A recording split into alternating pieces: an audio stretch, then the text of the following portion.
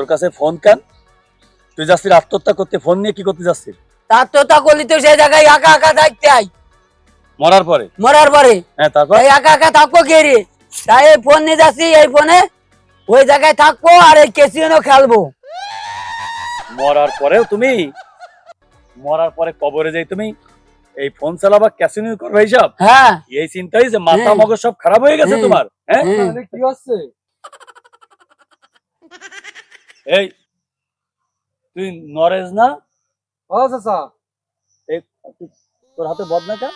চাচা ভাই কুরবানি দিয়ে বলে খাওয়া দাওয়া ভালো হয়েছে তো, তাহলে বাড়ির লোকজন বেশি, তাই একটু বাগানের পেয়ারটা বেশি। না, এটা তো ঠিক না। এই তোমাদের মতো মানুষের কারণে, তোমাদের এই অসচেতনতার কারণে এই রোগ বেলায় ঘটে। এই যে তোমার পায়ে স্যান্ডেল নেই, হাতে সাবান দাওনি, সি সি সি সি সি, এখন কি এই যুগ আছে? আর একটা কথা বলি, এই সংসারে অশান্তি হয় কি জন্য? অশান্তি হয় নিজেদের ভুলের কারণে। আজকে এই যে তুই 24 ঘন্টায় যে ক্যাসিনো মানে জুয়ো খেলিস না, হুম জুয়ো খেলি কি সব হারাইছিস? সব হারাই ফেলাস। আগে কি তোর ঘরে শান্তি ছিল? ছিল। তোর দুটো ছেলে মেয়ে না? হ্যাঁ এক ছেলে এক মেয়ে। হ্যাঁ। তাহলে তুই এই যে মান অভিমান করে আত্মহত্যা করতে যাচ্ছিস, শোন আমার কাছে একটা কথা শোন। বলো।